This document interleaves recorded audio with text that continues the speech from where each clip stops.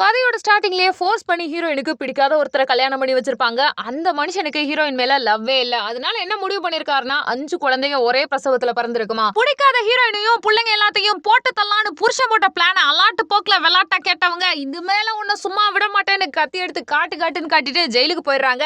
ஜெயில எல்லாரும் போட்டு அடிச்சதுக்கு அப்புறமா ஒரு கெட்ட கனவு வருது. முழிச்சு பார்த்தா கடந்த காலம் கல்யாணம் ஆகாததுக்கு முன்னாடி எவ்வளவு ஃப்ரெஷ்ஷா இருந்தாங்களோ அப்படியே இருக்காங்க. திடீர்னு ஹீரோயினை கல்யாணம் பண்ணிக்கிறதுக்கு அவங்களோட உண்மையான புருஷன் கண்ணு முன்னாடி வந்துட்டு ஐ லவ் யூங்கிறான். ஆத்தின்னு எனக்கு வேணாம்ப்பா சாமின்னு அவனை அடிச்சு விரட்டிட்டு ஹீரோயின் தன்னோட எக்ஸ்ல வர மீட் பண்ண போறாங்க. ஒரு போலீஸா இருப்பாரு, ஒரு ஆக்சிடென்ட்ல இறந்து போயிருவாரு. அவர் இல்லன்றனாலதான் இந்த கல்யாணமே பண்ணிருப்பாங்க. அதுக்கப்புறம் ஹீரோவுக்கு ஓகே சொல்லிட்டு வீட்டுக்கு கூட்டு வந்து மாப்பிள்ளை பொண்ணெல்லாம் பேசி முடிச்சுட்டு அவர் கூடயே போயிடுறாங்க. போறது மட்டும் இல்லாம அந்த பையன் உங்களை கேரிங்கா பாத்துக்கிறான். ஹீரோயின் கடந்த காலத்துல ஜெயில இருக்கும்போது பேக்கிங்லாம் கத்துக்குவாங்களா.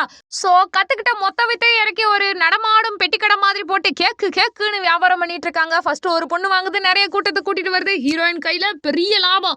இதுல என்ன நடக்குதுன்னா அவங்களோட உண்மையான பழைய காலத்து புருஷன் இருக்கான் இல்லையா, அவன் ஹீரோயினோட வீட்டுல பனியனோட படுத்து கிடக்குறான். ஏன்டா இங்க வந்தேன்னு சொல்லும்போது அவங்க மூஞ்சில துணியை வச்சு அமுக்கி மயக்கம் போட வச்சிடறான். அவங்க கிட்ட மிஸ்பிஹேவ் பண்ண ட்ரை பண்ணும்போது ஹீரோயின் பாட்டில் எடுத்து பொட்டேர் அவன் மண்டையில அடிக்கிறாங்க.